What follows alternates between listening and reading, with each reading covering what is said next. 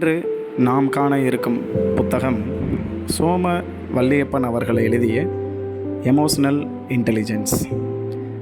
அட்டைப்பக்கத்தில் தலைப்பிற்கு கீழே இட்லியாக இருங்கள், இது சாப்பிடும் இட்லி அல்ல, சாதிக்கும் இட்லி என்ற அட்டைப்படத்துடன் இந்த நூல் வெளியாகியுள்ளது. நூலாசிரியர் சோம வல்லியப்பன் அவர்கள் வர்த்தகம், பங்குச்சந்தை, உணர்வு மேலாண்மை போன்றவற்றில் புகழ்பெற்ற பல நூல்களை எழுதியுள்ளார். முக்கியமாக எமோஷனல் இன்டெலிஜென்ஸில் ஆய்வு செய்து PhD பட்டம் பெற்றுள்ளார். இந்த விகடனில் தொடராக வெளிவந்துள்ள 15 கட்டுரைகளின் தொகுப்பாக இந்நூல் அமைந்துள்ளது. 15 தலைப்புகளில் எமோஷனல் இன்டெலிஜென்ஸ் பற்றி சிறப்பான விளக்கங்களை நூலாசிரியர் கொடுத்துள்ளார். அதில் நாம் தெரிந்து கொள்ள வேண்டிய குறிப்பிட்ட அம்சங்களை இக்காணொளியில் நாம் காண இருக்கிறோம். முதலில் எமோஷனல் இன்டெலிஜென்ஸ் என்றால் என்ன? உணர்வுகளை கையாள்வதில் திறமைசாலி என்பது இதன் பொருள் என குறிப்பிடப்பட்டுள்ளது. நாம் இதற்கு மனவெழுச்சி நுண்ணறிவு என இன்னொரு பெயர் வைத்தும் கூறுவோம்.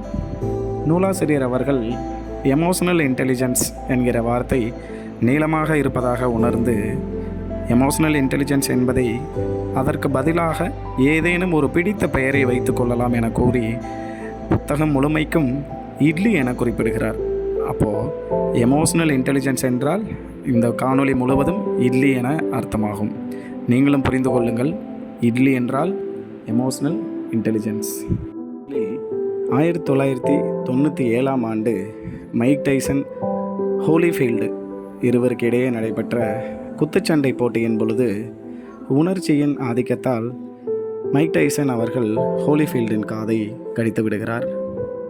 இரண்டாவதாக இந்தியா பாகிஸ்தான் கிரிக்கெட் மேட்சின் பொழுது மியான் தத் அவர்கள் குரங்கு போல நடனமாடி கிண்டல் செய்வார்.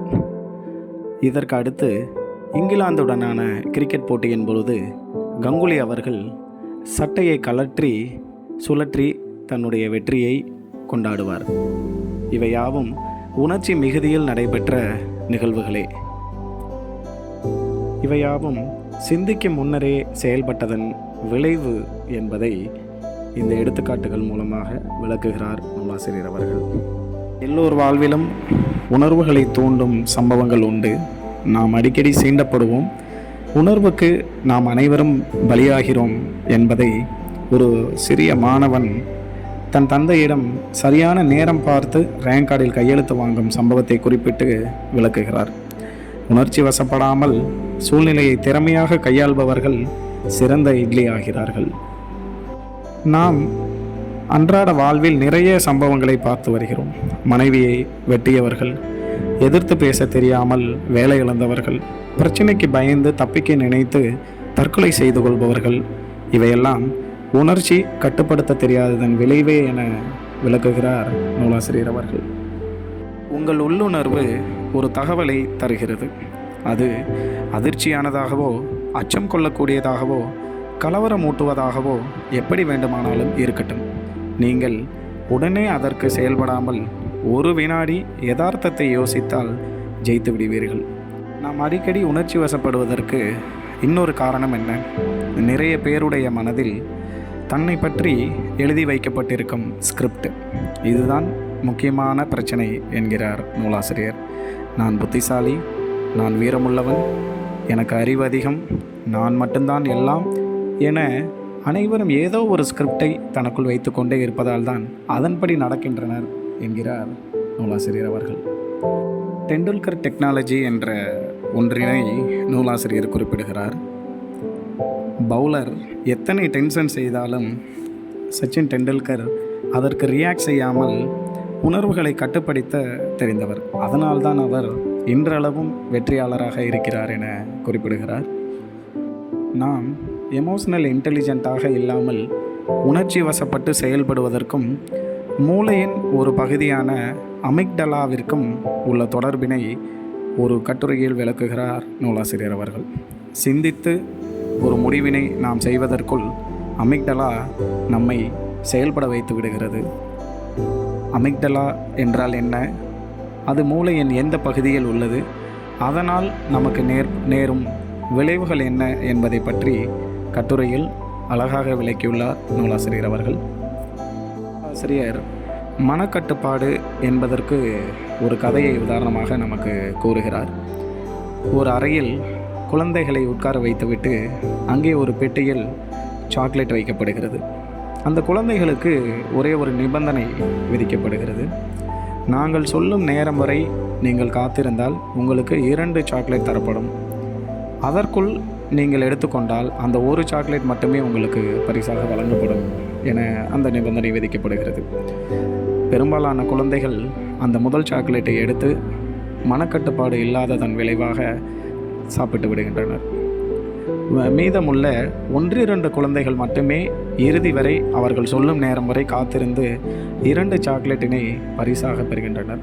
மனக்கட்டுப்பாட்டிற்கு சிறந்த உதாரணம் இது. ஒருவர் அறிவுத்திறனில் மிகச் சிறப்பாக இருப்பது மட்டுமே வாழ்க்கையின் வெற்றிக்கு போதுமானது இல்லை என வல்லுநர்கள் தங்களது ஆய்வின் வழியே கண்டறிந்தது பற்றி விளக்கி கூறுகிறார். நிறைய பரிசோதனைகளில் கண்டறியப்பட்ட முடிவானது உணர்ச்சிகளின் மீது கட்டுப்பாடு உள்ளவர்கள் வாழ்வில் மிகப்பெரிய வெற்றிகளை பெற்றவர்களாக இருக்கிறார்கள் என குறிப்பிடுகிறார் நூலாசிரியர். ஆசிரியர் அவர்கள் அடுத்ததாக செல்ஃப் ரெகுலேஷன் என்கிற ஒரு வார்த்தையை நமக்கு அறிமுகப்படுத்துகிறார். செல்ஃப் ரெகுலேஷன் என்பது வேறொன்றுமில்லை.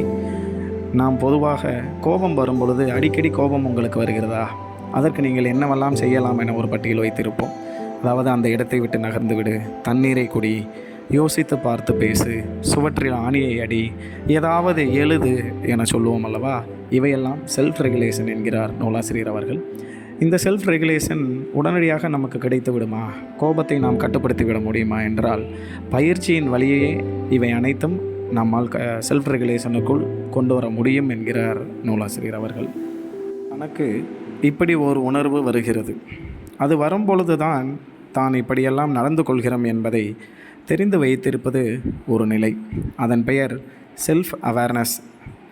இந்த செல்ஃப் அவேர்னஸ் வரப்பெற்றவர்கள் சிறந்த இட்லி ஆகிறார்கள், இல்லாதவர்கள் வெறும் மாவு தான் என்கிறார் நூலாசிரியர் அவர்கள்.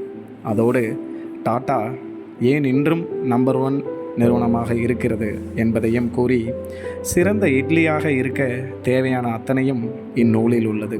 அனைத்து துறையினரும் படிக்கலாம்.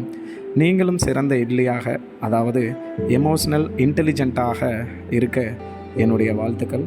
நன்றி, வணக்கம்.